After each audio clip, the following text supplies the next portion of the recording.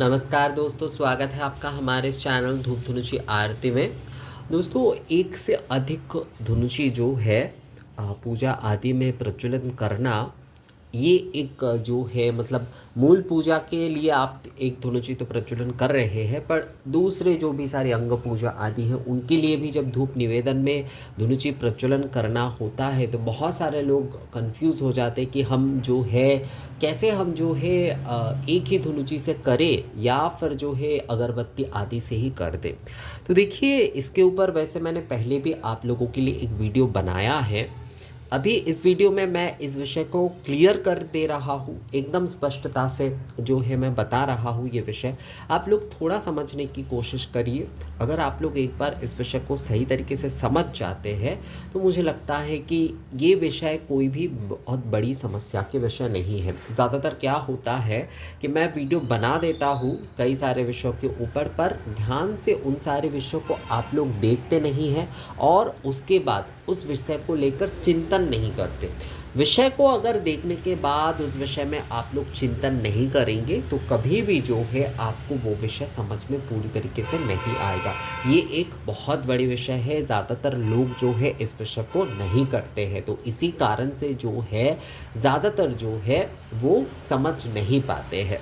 देखिए, मूल पूजा के लिए एक धुनुची आपको प्रज्वलन करना ही है। एक धुनुची आपको जो है मूल पूजा के लिए आपको प्रज्वलन करना ही है।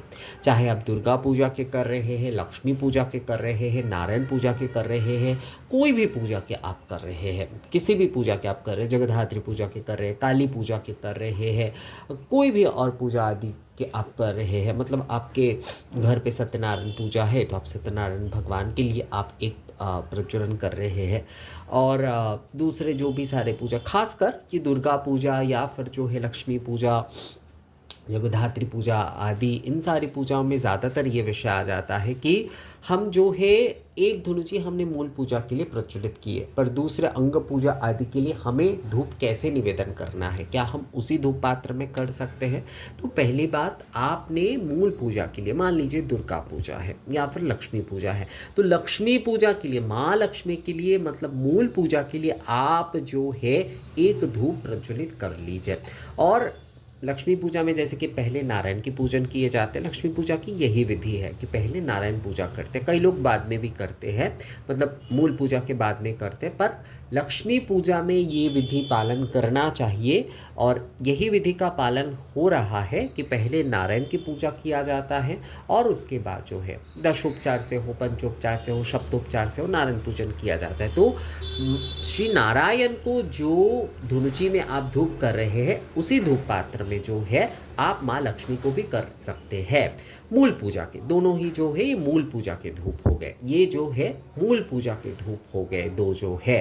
तो जैसे कि आप मान लीजिए दुर्गा पूजा में आप जो है जिस धूप से आप माँ दुर्गा को कर रहे हैं वही धूप पात्र से आप भगवान शिव को भी कर सकते हैं, कोई समस्या उसमें नहीं है।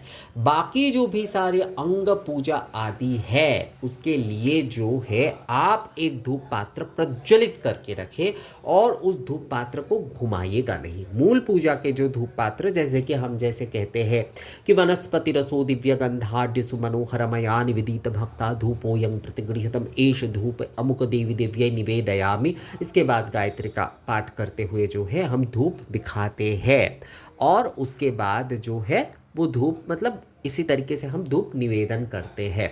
तो ये जो है ये इसे पूर्ण धूप निवेदन कहते हैं, इसे पूर्ण धूप निवेदन कहते हैं कि वनस्पति रसो दिव्य मंत्र आदि कहते हुए जो है धूप आवर्तित करते हुए जो है हम जो ये धूप निवेदन कर रहे हैं, ये जो है आप मूल पूजा के लिए केवल करिए, केवल मूल पूजा के लिए करिए।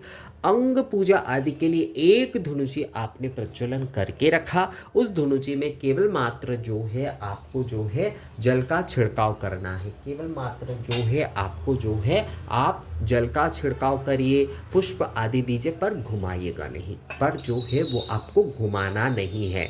मूल पूजा के धूप आप जो है वो आपको घुमाना है, यानी कि आवर्तन करना है इस प्रकार से। पर ये वाले दूसरे पूजा के जो भी सारे जिनके भी आप पूजन कर रहे हैं, चाहे आप अंग देवताओं की पूजन कर रहे हैं, वाहनों की पूजा आदि सभी आप कर सकते हैं इसमें, पर कभी भी जो है इस धूप को जो है आप घुमाइएगा नहीं। इस प्रकार से जो है उठाकर आवर्तित मत कीजिएगा। केवल मूल पूजा की धूप ही जो है आपको आवर्तित करना है। ये वाले धूप जो है वो आपको आवर्तित नहीं करना है, ये प्रज्वलित रहने दीजिए। और जल का छिड़काव करते हुए जो है एष धूप ये आदि बोलते हुए जैसे कि आपको निवेदन करना है वो आप करिए, पर इसे घुमाइएगा नहीं, आवर्तित मत कीजिएगा। इस प्रकार से ही जो है आप केवल 2 धनुषी प्रज्वलित करते हुए जो है मूल पूजा और अंग पूजा की धूप आदि जो है वो आप निवेदन कर सकते हैं।